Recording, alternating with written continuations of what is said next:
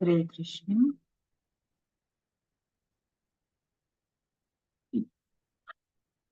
Hare Krishna. Vanchakalpatarubhyascha kripasindubhyaiva cha patitanam pavanebhyo vaishnavebhyo namo namaha. Anantakoti Vaishnavrinda ki jai, Namacharya Srila Haridas Thakur ki jai, Prem se kaho Sri Krishna Chaitanya Prabhu Nityananda Sri Advaita Gadadhara Srivasadi Gaura Bhaktavrinda ki jai. Srila Prabhupada ki jai. All glories to the assembled devotees. Please accept my humble obeisances. This is Nandapriya Narmada Devi Dasi from Sharpet, welcoming all of you to Bhakti Sangha Conference Call. I thank all of you for attending this session. Please forgive me for interrupting your ecstatic chanting. I would like to read the 10 offenses to the holy names which are to be avoided, written by Srila Vyasadeva in the Padma Purana. Number 1, to blaspheme the devotees who have dedicated their lives for propagating the holy name of the Lord. Number 2, to consider the names of demigods like Lord Shiva or Lord Brahma to be equal to or independent of the name of the Lord Vishnu. Number 3, to disobey the orders of the spiritual master. Number 4, to blaspheme the Vedic scriptures or scriptures in pursuance to the Vedic version.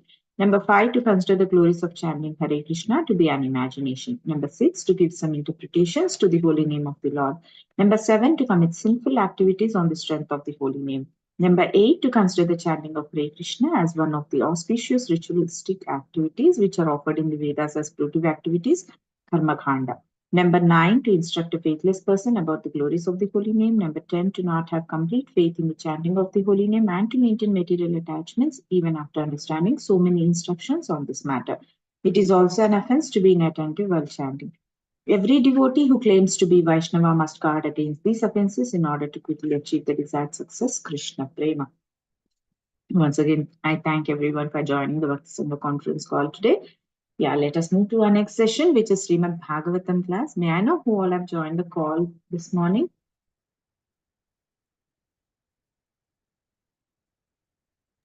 Hare Krishna and the Priya Narmada Mataji, please accept my humble obeisances. All glories to Srila Prabhupada. This is Sanidha Ramaya from Sharjah. Hare Krishna. Luckily, I got to come first today.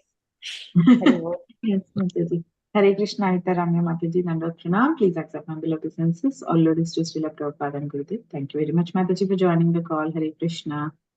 Hare Krishna and the Priya Mataji, please accept my humble obeisances. Srila Prabhupada ki jai, Guru Maharaj ki jai. This is Aditi Devi Dasi in Canada. Hare Krishna, Aditi Mataji, Dhanavad Pranam. Please accept humble obeisances. All glories to Srila Prabhupada and Gurudev. Thank you very much, Mataji, for joining the call. Hare Krishna. Welcome to the call. Hare Krishna. Hare Krishna and Priya Narmada Mataji. Oh, Srila Prabhupada and Guru Maharajis. My humble obeisances to you and all the devotees.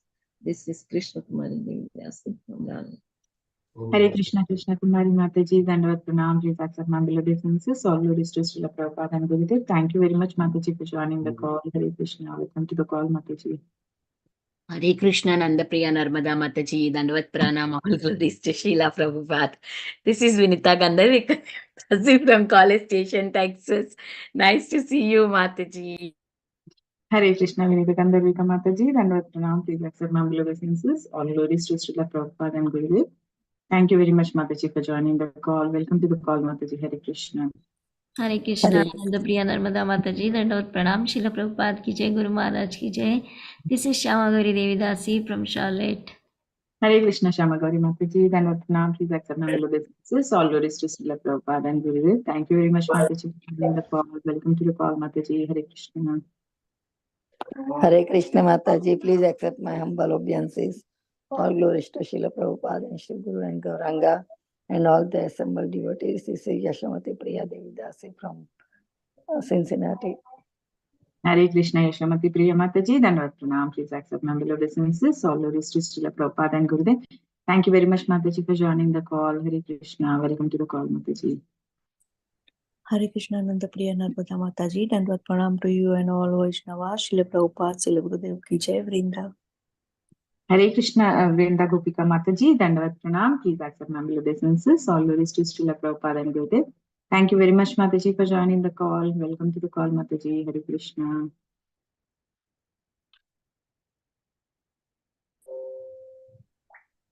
Hare Krishna Mataji, all glories to Srila Prabhupada and Guru Maharaj, all glories to Radha Madhava. Please accept my humble obeisance to you, respectable Zoom devotees. who are presented today. M. Charanalakshmi from Malaysia. Thank you very much, and Hare Krishna Mataji. Hare Krishna Charana Lakshmi Mataji, Dandavat Pranam. Please accept my humble obeisances. All glories to Srila Prabhupada and Gurudev. Thank you very much, Mataji, for joining the call. Hare Krishna. Welcome to the call, Mataji. Hare Krishna Mataji, Dandavat Pranam, all glories to Prabhupada, all glories to Guru Maharaj, all glories to assembled devotee. This is Mohini Lakshmi from Detroit. Hare Krishna Mohini Lakshmi Mataji, Dandavat Pranam. Please accept my humble obeisances. All glories to Srila Prabhupada and Gurudev. Thank you very much, Mataji, for joining the call. Hare Krishna. Welcome to the call, Mataji. Hare Krishna Mataji, Dandavat Pranam to you and all the assembled devotees. All glories to Srila Prabhupada and all glories to Guru Maharaj. This is Kiran Goyal from Baltimore. Hare Krishna. Hare Krishna Kiran Goyal Mataji, Dandavat Pranam. Please accept my humble obeisances. All glories to Srila Prabhupada and Gurudev. Thank you very much, Mataji, for joining the call. Hare Krishna. Welcome to the call, Mataji.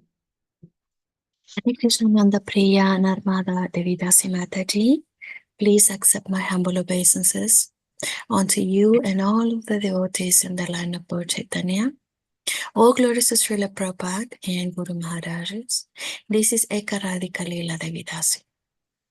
Hare Krishna Ekaradika Leela Mataji, Dandavat Pranam. Please accept my humble obeisances. All glories to Srila Prabhupada and Gurudev. Thank you very much, Mataji, for joining the call. Welcome to the call, Mataji. Hare Krishna.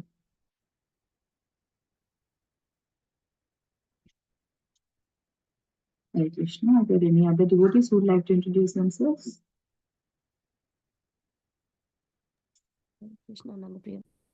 Hare Krishna Nandapriya Narmada Mataji, please accept my humble obeisances. All glories to Srila Prabhupada and all the assembled devotees. This is Indulekha Karna Devi Dasi from Lincoln.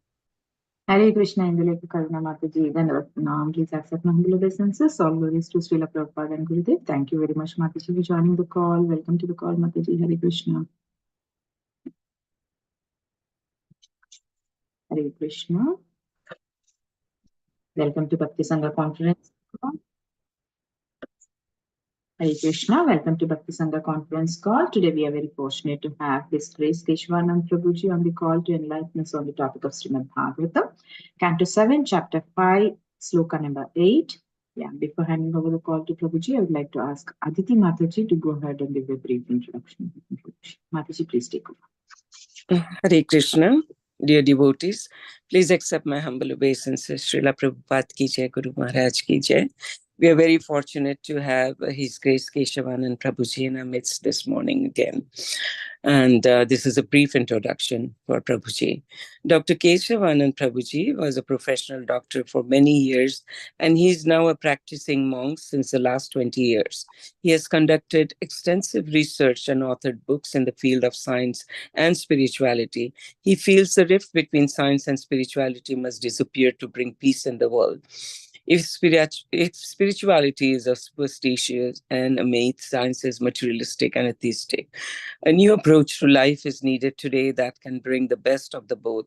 Science must re-embrace spirituality and be humble to admit its defects, flaws, and ignorance. And spirituality must base itself on sound, scientific, and rational ideas. Keshavanand Prabhuji has studied both Vedic and Western philosophies. Besides learning Sanskrit, he has also learned Bengali, Gujarati, Marathi, and Kannada to known about other traditions. His persistent endeavor in the field of science and spirituality has enabled him to come up with seminars on diverse topics like science and the Vedas, mind and machines, science fails to explain life, consciousness and beyond, etc., that he has presented in various colleges in India, Europe, and America. Under the guidance of his spiritual master, His Holiness Bhakti Vikas Swami, he has also started a Gurukula, a traditional system of Vedic education in Punjab, India, where children learn the ancient Vedic culture and values. Besides, he has started a farm community. The community has a traditional way of living life. The community has a traditional way of living with mud huts and thatched roofs, with cows and, of course, farming.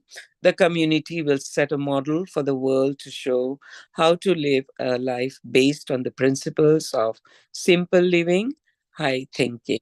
Dandavat Pranam to Keshavanand Prabhuji, and I wish all the devotees across India who is celebrating today Basant Panchami. Hare Krishna. Over to you, Mataji. Hare Krishna Mataji. Yeah, happy Vasant Panchami to you and every devotee. Thank you so much, Mataji, for the introduction. Hare Krishna Prabhuji, Dandavat Pranam. Please accept a humble obeisances. All glories to Srila Prabhupada and Gurudev. Thank you very much, Prabhuji, for giving your very valuable time and association to us this morning and enlightening us on the topic of Srimad Bhagavatam. Yeah, welcome to the call, Prabhuji. Please take over. Hare Krishna. Okay. I think we are reading 758. Show that. Om Namo Bhagavate Vasudevaya. Om Namo Bhagavate Vasudevaya. Om Namo Bhagavate Vasudevaya. So we are reading 758. Grihe ma griham anitam ahuye praharadam daitya yajakah prashasya lakshnaya vacha samprichanta samabhi. So translation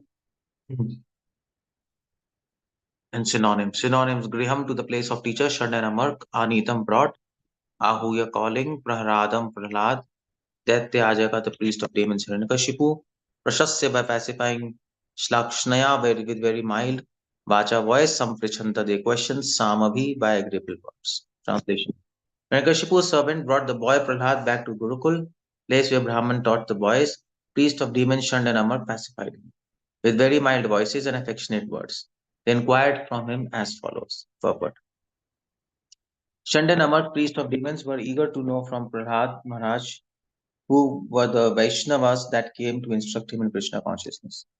The purpose was to discover the names of these Vaishnavas. In the beginning, they did not threaten the boy because when threatened, he might not identify the real culprits. Therefore, they very mildly and peacefully inquired as follows.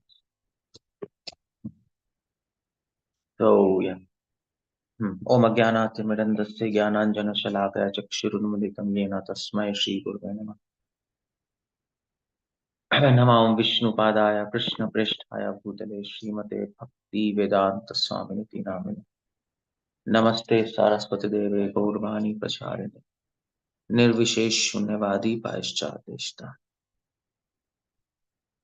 I'll just sit there. So this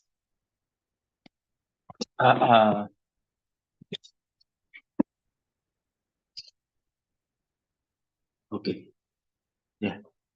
So this verse is talking about how Prahlad Maharaj is being questioned by Shandanamark.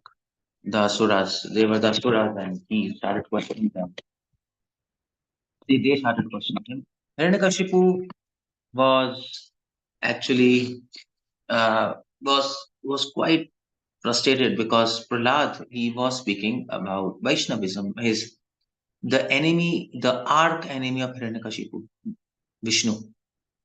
Vishnu was the enemy because he killed his brother Hiranyaksh. And Hiranyakashipu vowed to kill him, Vishnu. Now this is one interesting fact, that demons, they know that Vishnu is God, by the way, because even demons know Vedas. But he wants to kill him. So their definition of God is very different. The definition of God is, okay, God creates, maintains, destroys, and he's probably Hiranyakashipu didn't believe in his mind that Vishnu can create, destroy, and maintain. Probably he thinks that what is written in Vedas is absolutely bogus. These Vedas are conjured by demigods to actually popularize and eulogize Vishnu. But nevertheless, he is the supreme among all demigods, and that's why I should kill him. That's what his idea is. So this is Hiranyakashipu. Prahlad Maharaj came to Hiranyakashipu, and Prahlad told Hiranyakashipu that see actually. So Hiranyakashipu said, well, who is Vishnu? Well, Prahlad says, well, where is Vishnu? He said he's in your heart. He's right there in your heart. So Prahlad, he was he was not afraid of Hiranyakashipu, and he told about Vishnu, and he said Vishnu is the supreme person. He's everywhere. Then Hiranyakashipu asked, from where do you get that energy and that mystic powers to save yourself from poison, from ocean, from mountains? I tried to kill you so many times, torture you, but nothing is happening to you.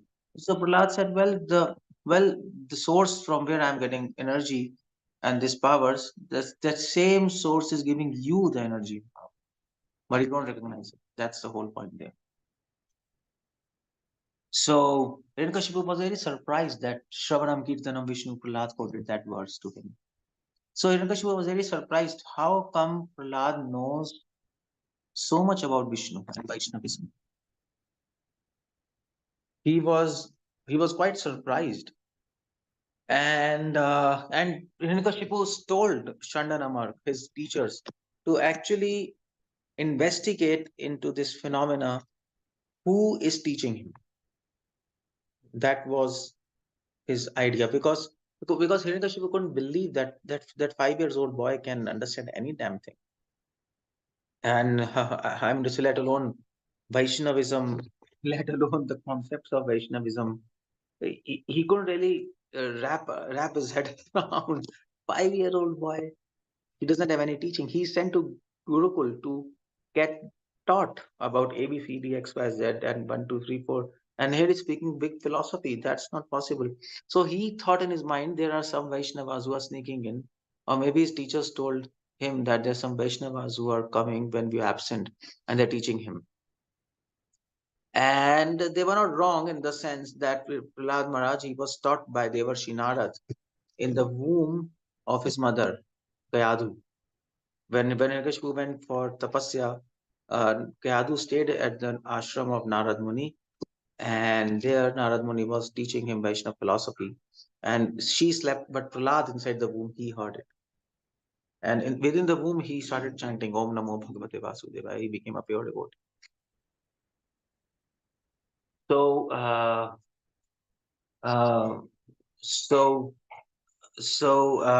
they were not wrong, but at the same time, they thought somebody is coming to Gurukul and teaching him. Hiranyakashipu, and they didn't know about the history of Narad Muni teaching Kayadu. They had no idea. So they were searching. So they asked Prahlad, this verse is all about, they went to Prahlad and they said, Prahlad, Ahuta, they called him. Now, this word Ahuta is really important because this comes in Srimad Bhagavatam again and again, this word Ahuta. And this means, the word Ahuta means to call. I think it comes in first canto also, and Srimad and other cantos. And Srila Prabhupada always comments on this verse when it is context of God. There it is context of Prahlad. That just as we call others by their names, just as Shantanamar calling Prahlad by the name, similarly we can call upon God by his name. When we say Hare Krishna, then we are calling Krishna and Radha. When they are saying Prahlad, then they are calling Prahlad. So Hare Krishna is not just mantra, it is a call for God, that please have mercy on me, please give me direction, please engage me in your service. That's Hare Krishna mantra. By the way, if you read scriptures, any mantra has to be chanted through heart, throat, and mind, that is brain. If all these three together chant Hare Krishna, then it will reach the ears of God. So what does it mean? This means that by the heart, when we chant Hare Krishna mantra, we make a voice through a throat, and by a heart, what do? We actually, when we chant in a heart, we feel that God and his name is one. And in a brain, we think the meaning of this mantra. So when all the three comes together, then we are really chanting. Otherwise, it's not really chanting. It's just a shadow of chanting or some kind of reflection of chanting. It's not Shuddha Nam. Then it goes to Namabhas, etc. So if you want to take Shuddha Nam, then you should chant by heart, throat, and brain. And that's what it is at Karmana, Manasa, and Vacha, if you want Sanskrit word. Manasa means heart, Vacha means throat, and Karmana means actions or intellect. Because behind actions, there is intellect. Any action you do intelligently.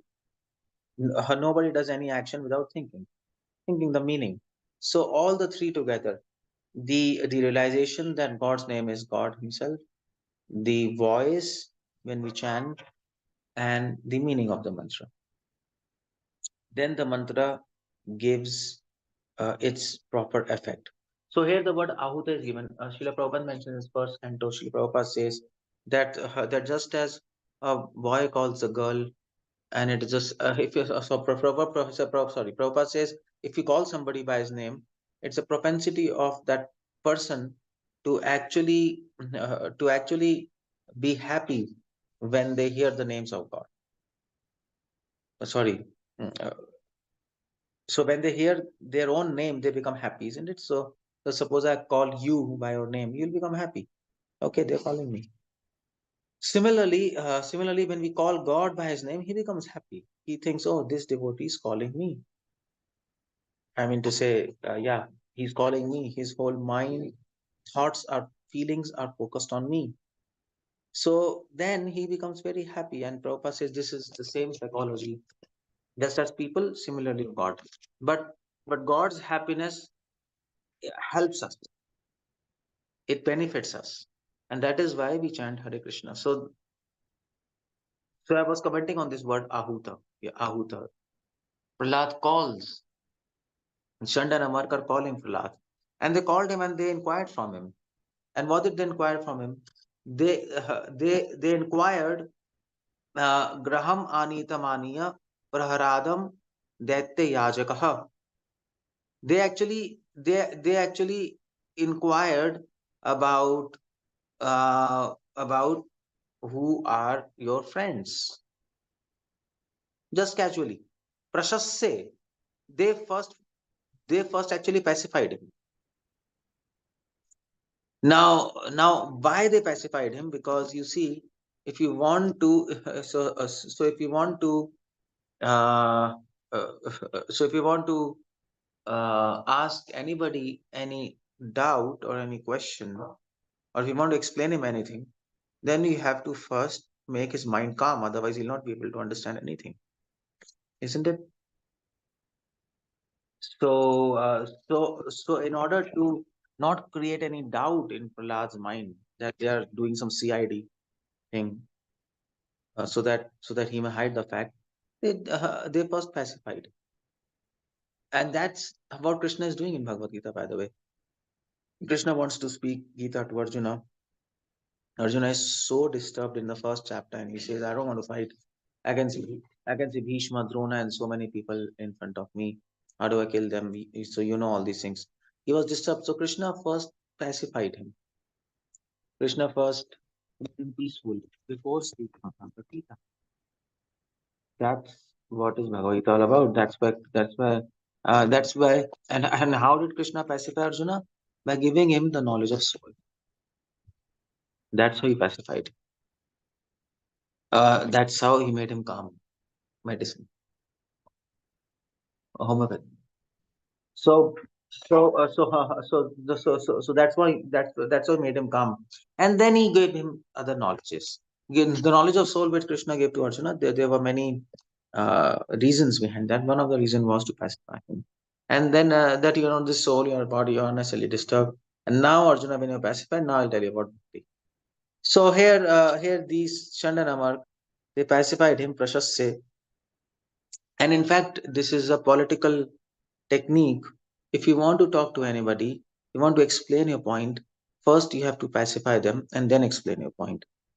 Especially if the conversation goes on heating, if it is a heated, if the conversation takes a route and people become heated in the discussion, then you don't have to give your logic first, and don't keep on giving logic, because nobody's going to because at that point nobody will agree to you, nobody will listen to you. So first, when if something happens, first pacify them. There are many methods to pacify people. You can flatter them. If there is a fool, you have to flatter them. A fool, a fool should be flattered, and an intelligent person should be pacified by giving him logic. And people who you love, he should be pacified by showing love and emotions. So different people can be pacified in different ways, or a child can be pacified by giving him a sweet. So you have to see, how to get your point across, and that's very important in preaching. We preach, isn't it? So when you preach, you have to understand the other person. When you preach, you have to understand the other person. What's happening with that person, why that person is I mean to say, how that person, what that person is thinking, so that you can really make him understand your point. So all those things has to be really in preaching. You have to understand, otherwise you'll be speaking something, you'll be understanding as something else. You'll not be hitting on the nail if you don't understand it. So that is why, to understand that person, first you have to pacify him and listen to him, make him friends, and then you have to preach. Otherwise, your preaching is useless. Otherwise, if you simply go and preach, then that person will most likely think that he's come here to actually uh, put me down or show his superiority, something like that. So the word is prashasya, and then the word is shlakshnaya. Shlakshnaya means very mild. Shlakshnaya means mild. So, they used words which were they used words which were actually mild. Mild means not strong words. In preaching, we can use strong words, but we should use strong words when they are absolutely required. Otherwise, we can speak whatever is philosophy, can be presented in a very sane and gentlemanly way. That can be done. But nevertheless, whenever strong words are required, that has to be used. So just like in Gita, Krishna used strong word, Klabhyam Masma Partha. He actually scolded Arjuna. And he said, Klabhyam Masma Partha. He said, so he said, Arjuna, you are actually important. You are important. So you are important. This is quite strong. And then Krishna also says in between, Avajananti Mamuda, you're fool. Foolish people do not understand me. So that's the point. If strong words are used often, then they lose their strongness. That's the whole point there. So what is required when, that has to be understood. So that is what is preaching. That is what is understanding. So here in this verse here again, then they say samprichanta samavi. These asuras, then they ask Prahlad. They ask Prahlad some questions, some prichat. So it's so they asked Prahlad some questions, and the questions were that do you have any friend, Vaishnav friend? Do you have any anybody coming here and instructing you about Vishnu? This is what they were their whole agenda was. Samprichat means some means they wanted to interrogate him completely. Some means samyak completely. So they called Prahlad, as they said, you're a nice boy, and this and that. Now please tell us, do you have any friends outside Gurukul? Do you go to play somewhere else? And that's all. They were treating Prahlad like a simple, ordinary boy. Of course, the son of the king. So they had to be careful not to really annoy him also. So that's why they were asking him, and of course they have to ask him because they were also afraid of their lives. Hiranyakashipu said, if you don't know what's happening, then I'll kill you. That's about kings, So they interrogated Prahlad. Prahlad said, well, I learned all this from Vishnu. He is directly my guru. I learned from, and I'm still learning from him because I see him everywhere. And I know this, and I have this knowledge. In fact, Prahlad, by the way, so some of you or most of you might not know his history. Prahlad was actually an assistant of Brahma in Brahmlok, and I think his name was Shusen something. I forgot his name, Shusen. So so Brahma was doing some puja, and he asked some item from him, and he got late. He did some mistake. So Brahma cursed him to take birth, and he took birth as Prahlad on this planet Earth as a great devotee of Lord. In fact, this was a plan of Lord through Brahma that devotee should take that assistant should take birth on the earth and then establish devotion to the Supreme Personality of God. That's how it went. So this verse, another very important point in this verse is that the name of Prahlad used is Praharadam and not Prahlad. Now Prahlad also had many brothers and sisters. Prahlad, Alhad, and then son Ahlad, something like that. All these brothers are given in Srimad Bhagavatam. But he was a topmost devotee. Now in Sanskrit it is Praharadam, but when you translate it becomes Prahlad. Now this is some topic of research. I don't know, but this is some topic, and I've been thinking about this for a long time, but I didn't get really the answer for this. Why the verse says Praharadam and why we call him Prahlad. Now that's one homework for all of you. If you get the answer, you can share with me. That would be a good idea. And now these teachers, Shand and Amar, who were they? Shand and Amar were actually so they were actually sons of Shukracharya, Shand and Amar, and they were actually the teachers of the Gurukul. Shukracharya was a Kul Guru of the demons, as we all know. Shukracharya previously he was the friend of Brahaspati, and he actually Shukracharya was a demigod, by the way. He was friend of Brahaspati, but they had some fights, so he took side of demons, Shukracharya, and that's how he became the Kulguru of demons. We know from Bhagavatam, Bali Maharaj was there, then Shukracharya was there at that time. He only recognized that Vamandev is Vishnu, and he said not to give the land in charity.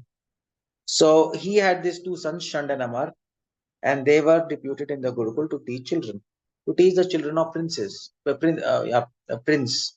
They were all prince, most of different provinces, kingly sons, and they have to be taught Niti and all these shastras in Gurukul, so that they will be able to rule the kingdom in the future. But interesting thing is, one thing is, Prahlad was not just influenced by Vaishnavism, as they were thinking. Prahlad was also a preacher. And that's what made him land in problem. If Prahlad would have been a Vaishnava in his own right, there was no problem. But Prahlad also started preaching to his friends. And that was the big problem, because all his friends started becoming devotees. And then the Shandanamar got alarmed. What's happening? Everything is getting people are getting converted into Vaishnavism. It's crazy. Then they informed Hiranyakashipu. So the whole idea is, if you do your own bhajan, that will be all right. But if you start preaching, then there is a problem. Then people like Hiranyakashipu can interrogate you, Chandamar can interrogate you, and then we'll hand in problem. But Prahlad was not afraid. Prahlad was okay with that. Yes, just a minute. Can you just hold for a minute? I just have to. I just have to take a medicine. Just give me a minute.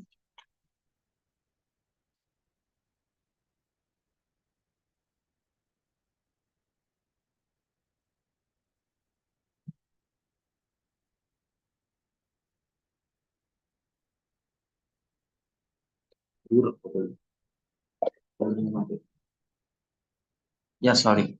Yeah. Yeah. So yeah. I think somebody sent a message on the chat that Prarad by Sanskrit rules it's changed into Prahlad. I mean to say, I don't know how that does by Sanskrit rules. And I don't think so. It's all Sanskrit rules that it's changed into Prahlad changed into Prahlad. I think we have to do some research on this. Because in Sanskrit it is written Praharad. In Sanskrit it is not Prahlad. In English we are converting into Prahlad. But yeah, something is going on there. Anyway, some research can be done, and it's not even so important also. But I was talking about preaching. Prahlad was a preacher, and that's very important to understand. That's what landed him in all the problems. So it's good if you don't preach, isn't it? You don't land up into problems. But that's another problem because people who don't preach or who don't assist in preaching, this clearly shows that they have no interest in Krishna. They have no realization of their own because suppose if you like something, suppose if you like to play cricket and you are expert at cricket, then you will like to tell everybody about your cricket and your expertness, isn't it? And you will like to even talk about cricket to everyone. So that's your field of interest. And that's why if your field of interest is devotion, you will like to talk about devotion to everybody, and that's preaching. Preaching is not just fixing a program or to pandal program or actually philosophizing to somebody. No, preaching is simply to speak on the subject matter of your interest. And here, subject matter of interest is God. That's all. It is spontaneous. Preaching is spontaneous. You don't have to preach to 100 people. You can just talk to your friend. So you can preach 24 hours because we are interested in God. We want to speak about Him. Whoever we meet, we speak about God. That's all. We speak about Krishna, and that's preaching. So Prahlad was preaching. Prahlad was sitting with his demon friends, and he was saying, "Hey, Vishnu. I like Vishnu." And then the children friends asked, "Who is Vishnu?" And then he started preaching. That's all. Finished. That is called as preaching, and this made him land into a big problem. A big problem. Big problem. And this was that is why he was called and interrogated. So if you preach, you might be called by demons and put on interrogation. And in fact, in Christianity, it's happened. Any missionary movement, ours is a missionary movement, isn't it? We preach not just out of interest, but we preach even out of duty and obligation to our parampara and Srila Prabhupada. And by the way, this is called missionary mission. So Srila Prabhupada, he actually sorry, what I was telling. Christianity is a missionary movement, and we all know the history of Christianity. They were all these Christians were martyred, massacred by Romans in Japan, and it was why? Because they were preaching. That's all. At that time, there was no internet, there was no media. They couldn't go far and wide. They were just preaching one on one. That's all. And envious people came to know, and they killed them. They actually tortured them, burned them alive, decapitated them. It was horrible. But that was a glorious death, because God, anybody who dies for God, anybody who dies for Krishna, Krishna becomes obliged to him, and he's forced to actually take him back to his abode. That's what is preaching all about. So, if you're preaching and you're not landing up into problems, there is a big problem, isn't it? Because sorry. So because because if you don't if you're preaching, and if everybody's saying wow wow and nice, and going to some program and saying everybody's saying nice, then there's a problem. If you're preaching, somebody will definitely criticize you because you're speaking truth. Somebody will be against you, because that's the nature of preaching. That's how it happens. If you speak truth in the among fools and atheists, what's going to happen? So Srila Prabhupada used to say, if you preach to dogs, what they will do? They'll simply bark. That's all. They know how to bark. So if you preach to atheists, what they will do? They will criticize. That's all. Finish. Some will criticize, some will appreciate, some will accept. A few will accept. And that's the nature of preaching. Just like Krishna told his friends, the nature of begging is that sometimes you'll get something, at other times you will not get anything. Sometimes you will be chastised, sometimes you will be you will be politely refused. That's what is the nature of begging, and that's what is the nature of preaching. Prahlad, he was unafraid. Prahlad told that for me, that for me, I don't want anything. I have already attained your devotion. I'm really concerned about others. That's the whole point. We preach also out of concern for the other beings, that they are unhappy. How do we know that they are unhappy? By our own experience. We were also unhappy when we were not in devotion. When by our experience we can tell that they are also unhappy because they don't have devotion. By our own experience we can tell that that person is hungry or is in pain. And similarly, by our own experience, we can tell that that person is not happy. He's in a problem. He might think he's happy, but he is not satisfied. He's not really happy. So if he takes devotion, he'll be happy. And that's the whole point there. So so I think if you do real preaching, not I mean Srila Prabhupada also says, if you do real preaching, there'll be opposition. But that opposition is the proof that you're preaching truth. In this word, that's a proof. If that happens, that's why Prahlad, this is a proof. Prahlad's preaching was 100% correct. That's why he was interrogated by Shandanamar. And he was not afraid. A preacher should not be afraid. A preacher should not never be fearful, because he knows that if we speak about God, if we speak about Krishna, if we preach, he will protect us. He will protect us. He will give us all protection. That's the faith we have. If with that faith we preach, then then we can continue preaching, and we can help how many people we meet in the life, and that's all. And then we die. That's all. It's a short life. We die. We all never imagined that we'll become 40, 50, 60, but we are. All of us are. Life is passing. So if the life we can pass our life while chanting glories of Lord and about preaching about Him, what more do we want? What more glorious life do we want? And that for that we have to remember Prahlad. We always have to. Chaitanya Mahaprabhu, he was hearing about Prahlad daily. Chaitanya Prabhu used to go to Gadadhar Pandit, and he used to ask him that please speak about Prahlad. And he used to become very. He used to hear. He used to again and again hear about Prahlad, and he used to see in that incidence of Prahlad what Gadadhar Pandit or Pandit Gadadhar was actually relating. He was very happy.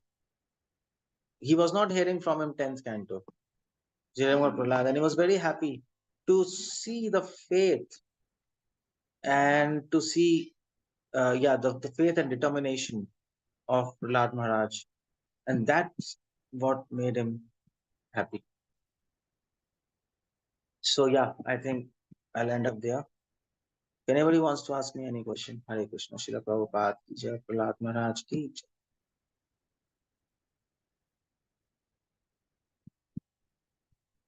Hare Krishna, Prabhu. Thank you so much for a very nice class. And so the preaching to the demons, when you preach, yes, there will be oppositions, but we have to come out of that and we should keep on moving on our path. So that was very nice. And initially, Prabhu, we were saying that when Narada instructed Kayaru, it was Prahlad who was hearing, but Kayaru slept off, right? So, but how, in this way, see, even in Mahabharata, that when Abhimanyu was in the womb, he was hearing the instructions which was given by Arjun, but when his mother went to sleep, he didn't hear. So, how to understand this, Prabhuji? So that's why he was not able to come out of that that war field. Well, Abhimanyu didn't hear because she slept, but when Kyadu slept, actually Devarshi Narad was not targeting his mother. Actually, Devarshi Narad was specifically teaching Prahlad, and that's why he brought Vyadu in his ashram. And because Indra plotted to actually kill Kyadu. Hiranyakashipu went for tapasya. Indra said, "Let's kill her because her son will be a greater demon. So before he's born, let's kill him." So Indra kidnapped Kyadu while she was pregnant. So Narad Muni came in between, and Narad Muni said, "Well, he's not a demon; he's a Mahabhagavad. We leave him." And that's why he brought her to the ashram, and he wanted to teach him specifically.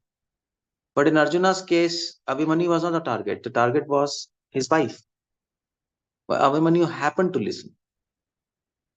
So that's why when she slept, he couldn't listen. But when Kyadu slept, then no problem because he was targeting Prahlad.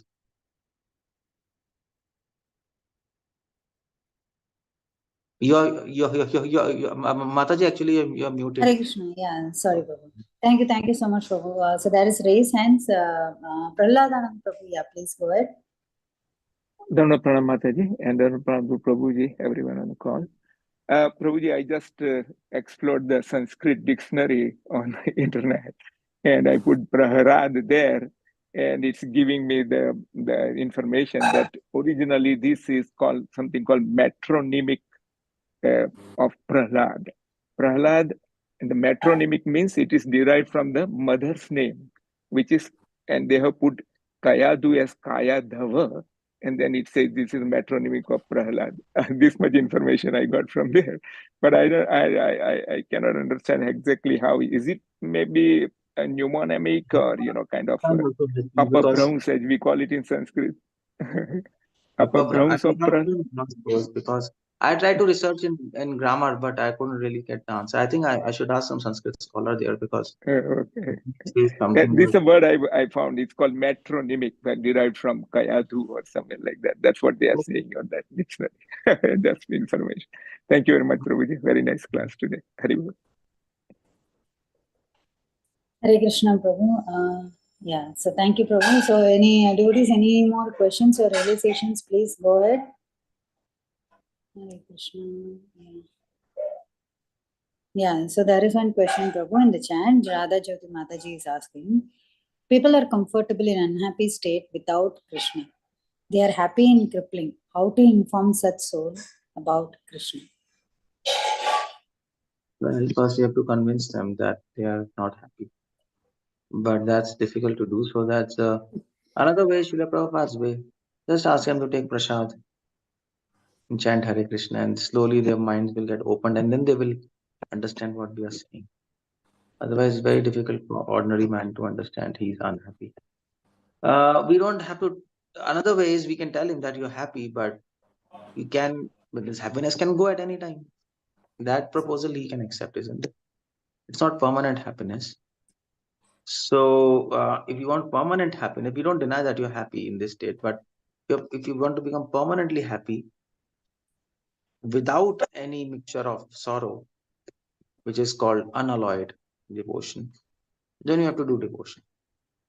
So, so, so there's another way to preach. Another way you can convince them is you can tell them, hey, even in this suffering state, you are happy.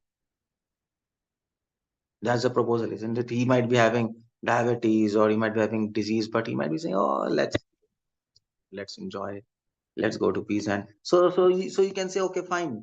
Even in this state of suffering, you're happy. So you can imagine without any suffering, what kind of happiness will be. That's the whole idea.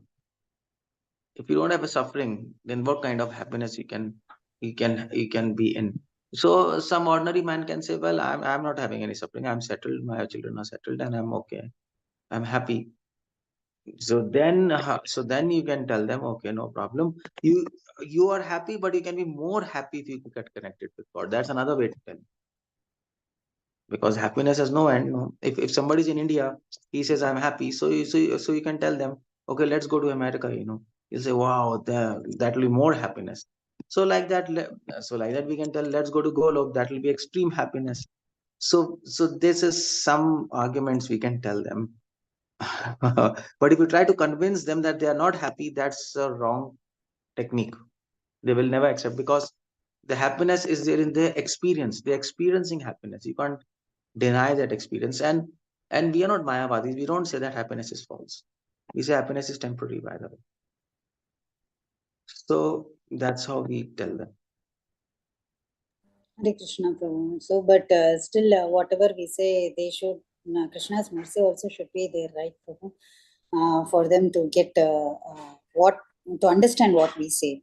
Yeah, that's what, if they are not understanding, then give them prasad and chant Hare. So they'll get mercy, and then somehow they might.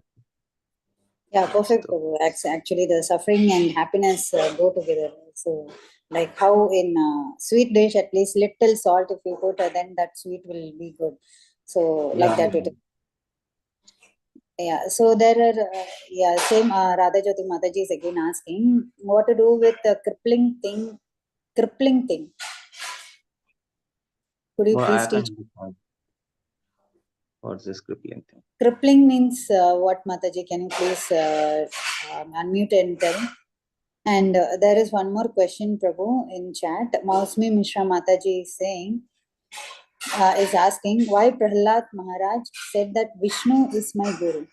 Why not Narada Muni? Well, Narad Muni instructed him, and for all practical things, Narad Muni is guru. But Vishnu, because to say Vishnu is Krishna Mande Jagat Guru. For Mahabhagavatas, they say Vishnu because because Prahlad was on a kid, he could understand by the interrogative, and he could understand that this answer will go to Hiranyakashipu, and that's why he said my guru is Vishnu, because when Hiranyakashipu will hear about Vishnu, he'll get purified. So it was not a. To say, if we would have said my guru is Narad, then they would have said, where did you meet Narad? What happened? And then, then they would have even also plotted to interrogate Narad and call him and find him. Would have been crazy, how to explain them. My mother was kidnapped and I was in the womb. Nobody would even believe that. It's a crazy story. So he simply said Vishnu. That's all.